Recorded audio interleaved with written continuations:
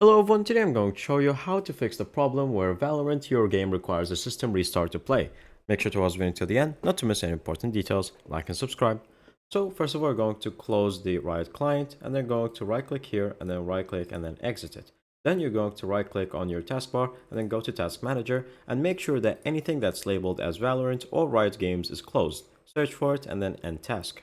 Then you're going to search for Valorant, right click on it, open file location, and then do that again. And then from here, open file location.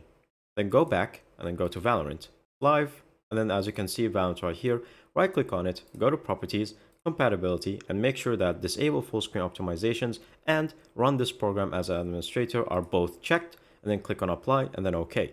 Then you're going to search for services, and then you're going to click on V and search for VGC, right click and then go to properties, make sure that's set to automatic, and then click on start and then apply and then OK.